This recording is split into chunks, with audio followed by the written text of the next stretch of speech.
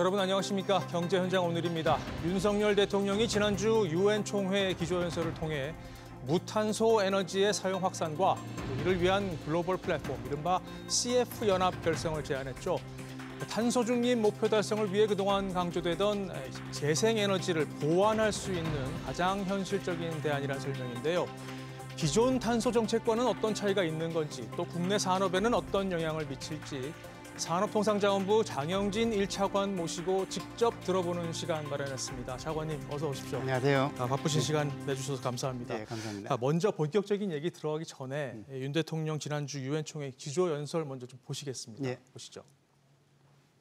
대한민국은 탄소 중립 목표 달성을 앞당기기 위한 현실적인 대안으로 재생에너지뿐만 아니라 원전, 수소와 같은 고효율 무탄소 에너지를 폭넓게 활용할 것이며 무탄소 에너지 확산을 위해 전 세계 누구나 참여할 수 있는 오픈 플랫폼인 카본 프리 연합을 결성하고자 합니다. 네, 영상 보셨는데 차관님, 윤 대통령이 좀 전에도 언급을 하셨지만 이 무탄소 에너지 이게 구체적으로 뭐고 이 개념이 왜 확산돼야 하는지 좀 궁금합니다. 예, 무탄소 에너지라는 그 말 그대로 재생에너지, 원전, 수소 등 어떤 생산 과정에서 이 CO2를 발생하지 않는 에너지를 말합니다. 네. 지난 2015년에 파리 협약에서 이제 2050년 탄소 중립 넷제로를 이제 전 세계가 목표로 제시한 바 있는데 그 파리 협약의 정신에서도 반드시 재생에너지만을 고집하는 것이 아니라 원전이라든가 다른 어떤 무탄소 에너지를 최대한 활용해서 2050년에 그 넷제로를 달성하는데 각국이 가장 가용한 수단을 적극 활용하자는 것이고요. 네. 일본, 미국, 유럽 여러 나라들이 그런 의미에서 기존의 탈원전 정책을 철회하거나 아니면 좀 여러 가지 재생에너지 스케줄을 좀 조정하는 방식으로 해서 골고루 그 나라가 충분히 가지고 있는 무탄소 에너지를 최대한 확대해서 그 넷제로를 달성하는 그런 정책 방향을 가지고 있습니다. 네, 얘기를 듣고 보니까 원자력하고 수소가 이제 재생에너지에 추가가 되는 개념인 것 같은데요. 결국 이제 재생에너지만으로는 탄소 중립 달성이 좀 어렵다 그렇습니다. 이 얘기잖아요. 그러면 원자력하고 수소를 추가하면 어떤 장점이 있는 건가요? 예, 말 그대로 우리나라나 일부 많은 나라들이 일본도 그렇고 대만도 그렇고 여러 나라들이 지리적 여건상 재생에너지만으로는 2050년 탄소 중립을 달성하기가 상당히 어렵다는 게 중론입니다. 네. 그래서 원전과 재생에너지, 수소나 이런 다른 가용한 수단들을 최대한 활용하면 결국 우리 인류의 공통 목표인 2050년 탄소 중립 넷제로를 달성하는데 크게 도움이 될 거라고 생각합니다. 네. 예를 들어서 모든 에너지가 장단점이 있습니다. 예를 들어서 재생에너지 같으면은 클린 에너지긴 하지만 전력 생산의 안정성이 좀 부족한 측면이 있고 또 반면에 원자력 같은 경우는 굉장히 저렴하고 안정적인 고품질의 전력을 생산하지만 방사성 폐기물이나 이런 부분이 있기 때문에 그렇죠. 각각의 장단점이 있지만 최대한 무탄소 전이라는 측면에서는 다 훌륭한 에너지이기 때문에 적극적으로 활용해서 우리 인류의 목표인 기후변화 대응을 달성하는 데 큰 의미가 있습니다. 그렇군요. 자, 우리나라를 비롯해서 지금 세계 많은 기업들이 지금 아리백을 선언하고 추진 중인데 이번에 나온 게 지금 CFE 이니셔티브란 말입니다. 이게 아리백하고 어떻게 다른 개념인지 좀 궁금해요. 예.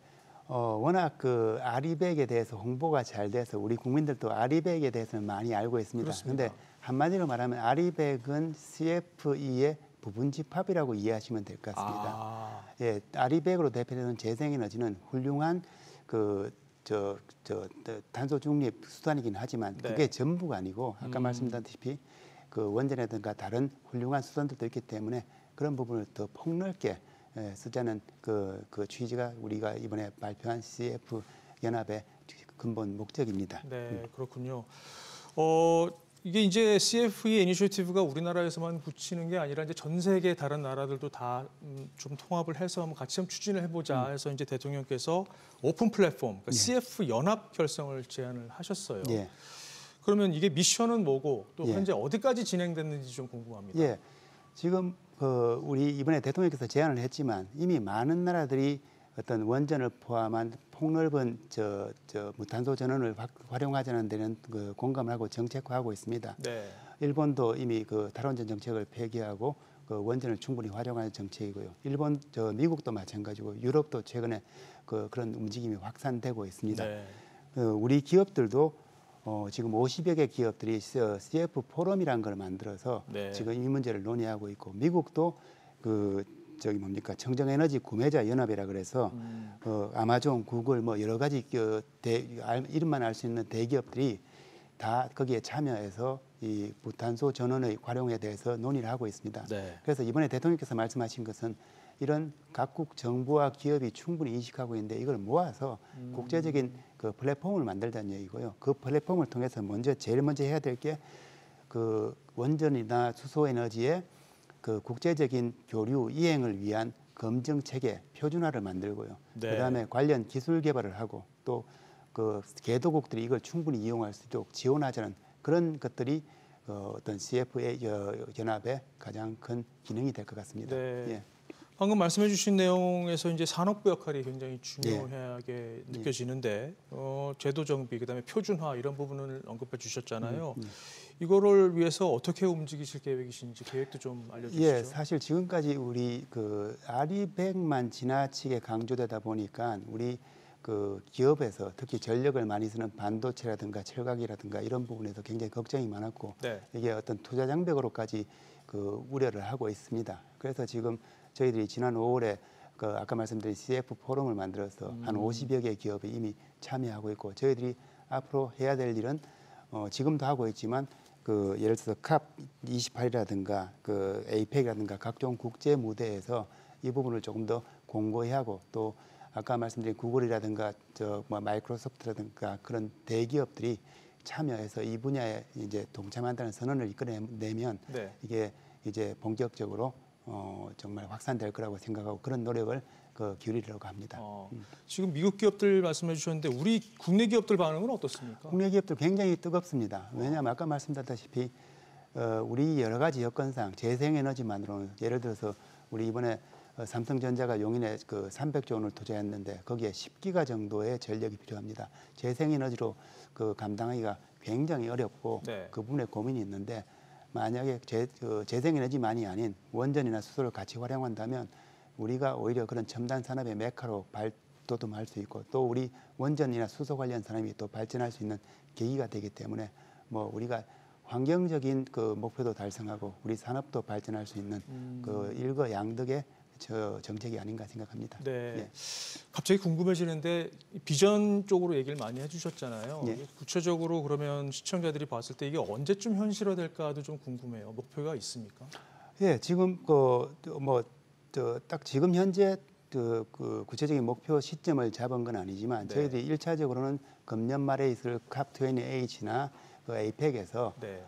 이런 이제 우리 대통령께서 제안하신 내용을 각국 정상들이 화답하는 그런 포맷을 만들고요. 그 동시에 우리 아까 말씀드린 애플이라든가 구글이라든가 마이크로소프트 이런 기업들이 네. 이 분야에 대해서 참여를 약속하면 그 부분은 뭐 그때부터 이제 본격적으로 진행되면서 빠른 시간 안에 그 확산될 거라고 보고 요즘 이제 4차 산업혁명이 진행되면서 이제 네. 데이터 센터라든가 이런 전력 의 수요는 점점 늘어납니다. 그렇죠. 그런 환경에 비추어서 어떤 이 원전이나 수소를 활용하는 그것들은 우리 산업계의 어떤 이해관계하고도 정확하게 일치한다고 말씀드릴 수 있습니다. 네. 네.